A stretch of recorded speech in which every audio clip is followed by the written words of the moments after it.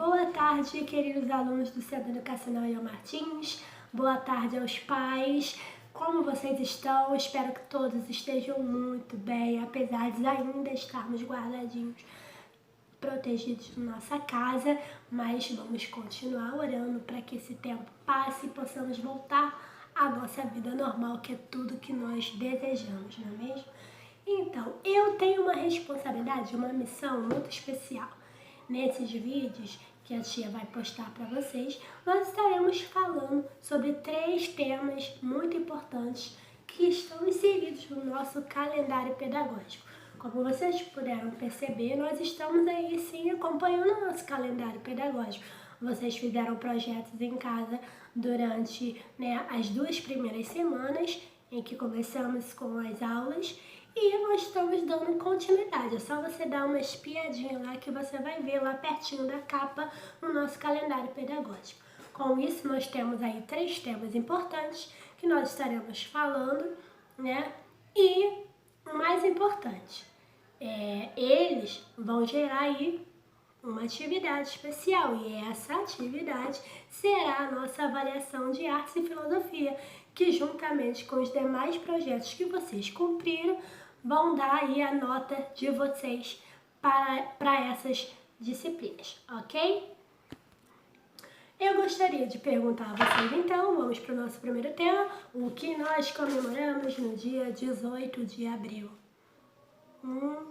Não pode tirar uma colinha na agenda não. Dia 18 de abril nós comemoramos o Dia Nacional do Livro Infantil. E você sabe por que ele é comemorado no dia 18 de abril? Não sabe? Então, vamos aprender por quê? O dia 18 de abril era aniversário de um escritor muito inteligente, muito importante, que foi o pioneiro nas histórias infantis aqui no Brasil. Sabe qual era o seu nome? Monteiro Lobato. Isso mesmo, Monteiro Lobato nasceu no dia 18 de abril. Em homenagem a esse célebre escritor, passou-se a partir de 2002 comemorar o Dia Nacional do Livro Infantil no dia 18 de abril, homenageando a esse brilhante escritor. Ele fez muitas obras, ele escreveu muitas obras e uma que ficou marcada na vida de muitas crianças, muitos jovens e muitos adultos, crianças que hoje são adultas, porque começou lá em 1970, virou uma série. Ficou tão famoso esse livro que virou uma série da TV. Você sabe o nome? Já sabe de que eu estou falando? Eu vou dar algumas dicas. Primeiro eu vou cantar uma musiquinha. Você não deve conhecer, mas os seus pais com certeza conhecem. Então, a música é mais ou menos assim. Marmelada de banana, bananada de goiaba, goiabada de marmelo, sítio do pica-pau amarelo, sítio do pica-pau amarelo. Era essa a música de entrada dessa série que ficou marcada até os dias de hoje, porque eu era bem pequena como vocês, ainda estava lá na turminha do primeiro ano e vinha correndo para casa e às vezes eu não queria nem almoçar. Eu queria ir direto, porque já estava quase na hora de começar, para minha sala para assistir mais um capítulo, mais uma aventura do Sítio do Pica-Pau Amarelo. Tinha alguns personagens que eu tinha medo, mas eu vou deixar esse para lá.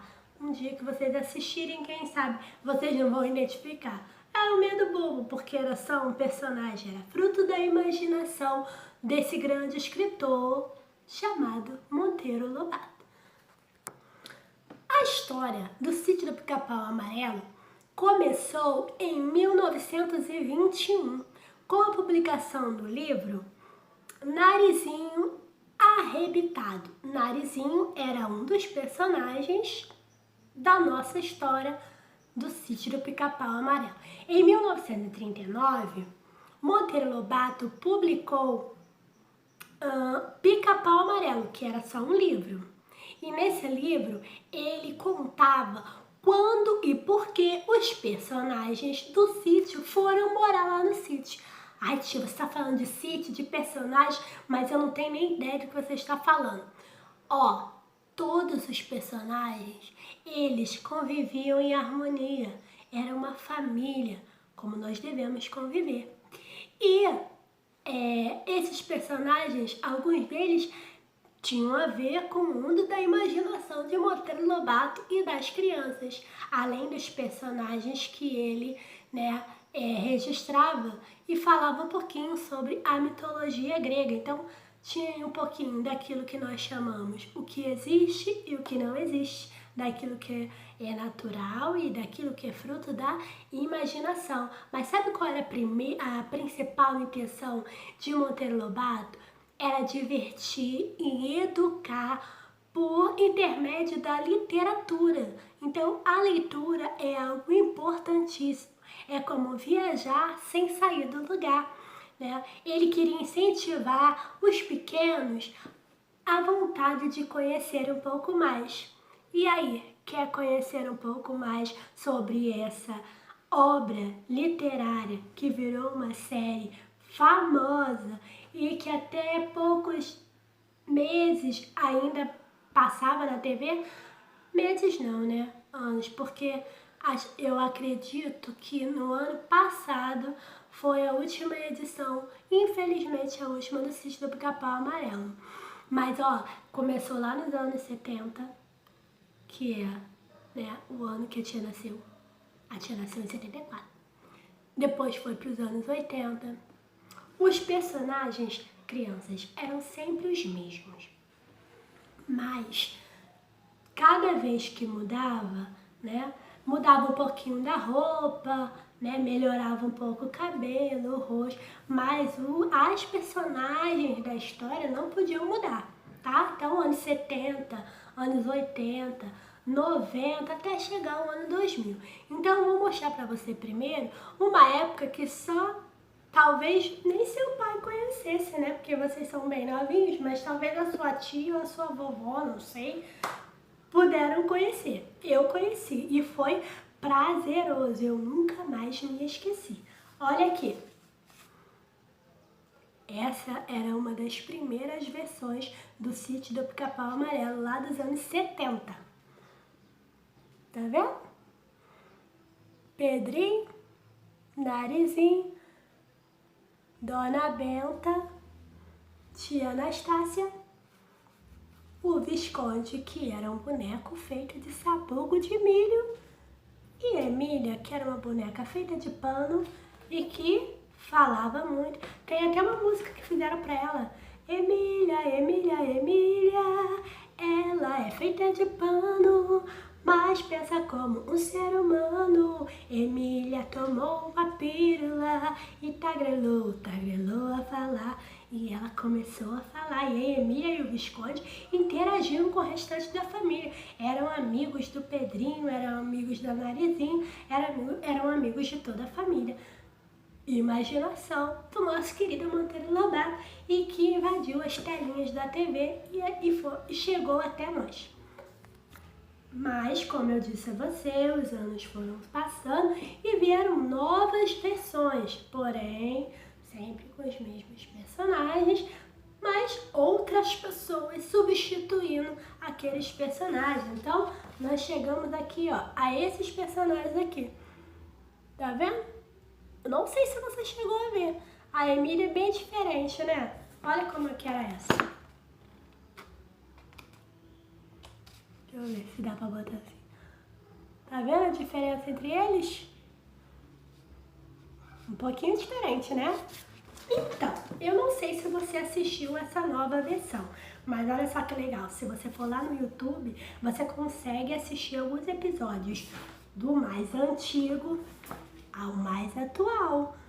Que tal? Seria um programa bem legal para fazer com a sua família. Chama lá, convida seu pai, sua mãe para assistir com você, faz aquela pipoquinha e assiste lá um pouquinho do Sítio do Pica-Pau Amarelo, porque eu tenho certeza que vocês vão amar.